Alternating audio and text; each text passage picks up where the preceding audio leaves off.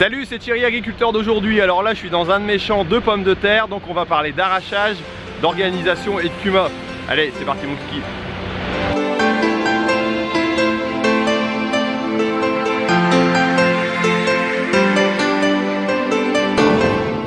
Pour démarrer le chantier, on est obligé de faire l'ouverture. Moi, c'est comme ça que je procède. Donc la machine tourne à l'intérieur du champ pour faire les fourrières et les routes d'ouverture et pose à terre donc les pommes de terre qui seront ramassées au deuxième passage lors du ramassage.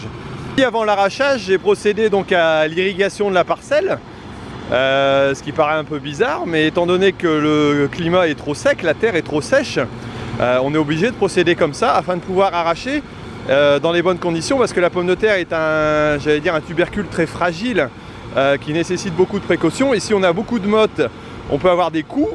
Et donc les coups noircissent la pomme de terre et vont la rendre non pas impropre à la consommation, mais visuellement pas très attractive. Et donc on risque d'avoir un déclassement au niveau de la qualité de la pomme de terre.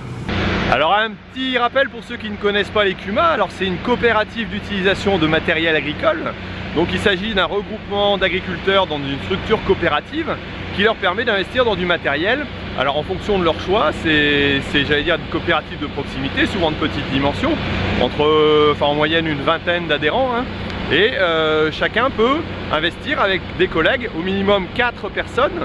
Il faut être 4 pour créer une CUMA ou 4 pour être dans un outil, et donc pouvoir investir dans du matériel divers et varié. Aspect essentiel aussi de l'organisation de maintenant dans une exploitation, c'est l'aspect humain. En effet, on est toujours, avoir des problèmes de disponibilité. Ça, j'en m'en rends compte dans toutes les exploitations que je côtoie. Et c'est vrai que le fait d'avoir des salariés en CUMA, ici, nous permet d'avoir des spécialistes, par exemple, de l'arrachage, et aussi d'avoir donc un volume de main-d'œuvre suffisamment important. Là, j'ai le salarié donc de la CUMA qui est en train d'arracher, et j'ai des collègues qui peuvent venir m'aider aussi dans la journée. Voilà, on échange de temps à un autre moment pour pouvoir arracher mes pommes de terre. Et ça, c'est primordial. Voilà, pour des chantiers assez lourds comme cela. Après, bien sûr, je parle de CUMA, mais on peut retrouver ces avantages-là aussi avec la copropriété éventuellement, si on n'atteint pas les 4 personnes nécessaires à faire une CUMA, voire les ETA. Alors là, je suis en train de m'amuser avec mon petit téléphone, simplement à chercher après un avion. Alors je ne sais pas si vous voyez bien, ah bah là voilà, j'en ai trouvé un. Donc c'est une application donc, de réalité augmentée comme on dit. Il s'agit de Flight Radar 24. Là j'ai la version gratuite, alors ça bouge un peu, mais je suis en train de chercher l'avion qui emmène mon fils donc, aux États-Unis. J'en profite pour lui faire un petit coucou et puis dire bonjour à sa famille d'accueil, en espérant que tout se passe bien là-bas. Alors si l'arrachage est important, la partie aussi capitale j'allais dire dans la pomme de terre, c'est le triage et le déterrage. Donc là moi ça va se passer à la CUMA. Alors j'ai la chance aussi d'avoir François, donc le mécano de la CUMA qui est présent sur place, qui a pu m'aider qui a installé donc le matériel. Donc j'arrive et tout est quasiment prêt, j'ai plus qu'à balayer la remorque et puis à vérifier les réglages. Et ça c'est très important et ça me fait gagner un temps fou.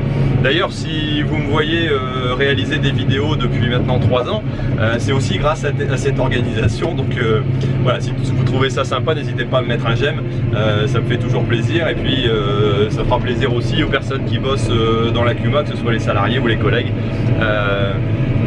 qui verront que par là vous aussi vous appréciez ce mode de fonctionnement, parce qu'il vous permet d'avoir des vidéos de temps en temps. Allez, on arrive là-bas et puis on voit comment ça se passe le déterrage. Alors une vue de l'autre côté donc du système de déterrage.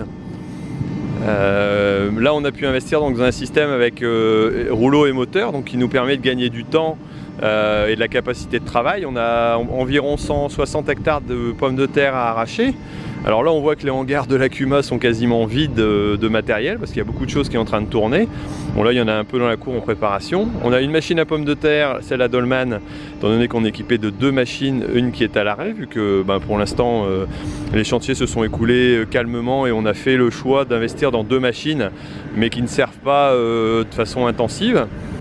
Inutile de vous dire que toute cette organisation n'est pas si évidente que ça. Vous aurez sûrement pensé que bon, c'est bien beau de travailler ensemble, mais il faut arriver à s'organiser et à s'entendre, ce qui n'est pas toujours évident, certes.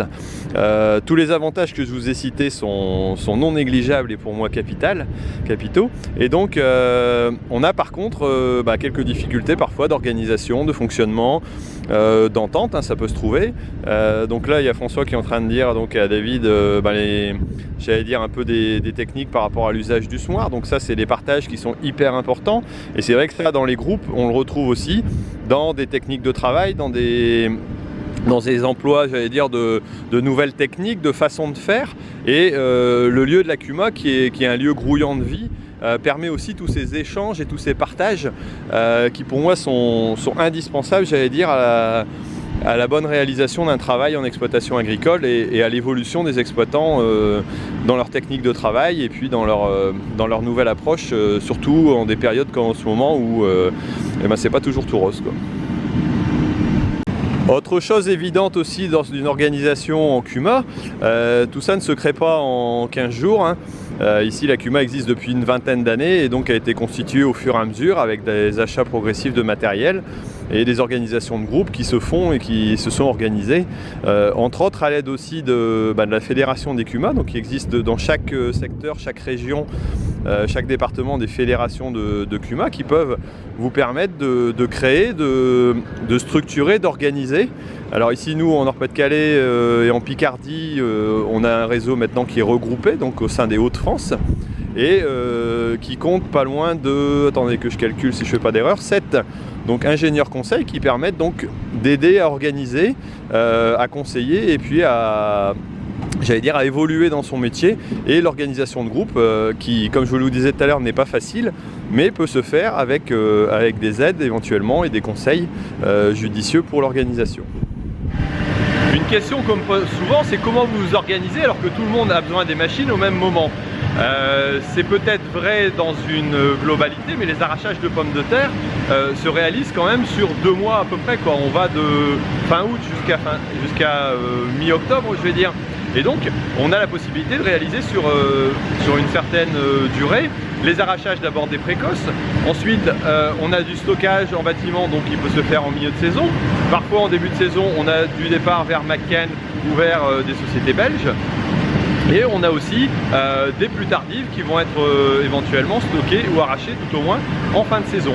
Donc cet étalement et cette multiplicité de types de producteurs, de types de production permet d'étaler, donc d'avoir une réalisation dans des bonnes conditions avec du matériel qui toutefois reste très performant. On a fait le choix d'avoir 2 machines plutôt qu'une seule au niveau économique pour avoir justement être sûr de réaliser l'arrachage de tout le monde parce que ça c'est primordial, sinon forcément le groupe ne pourrait pas fonctionner.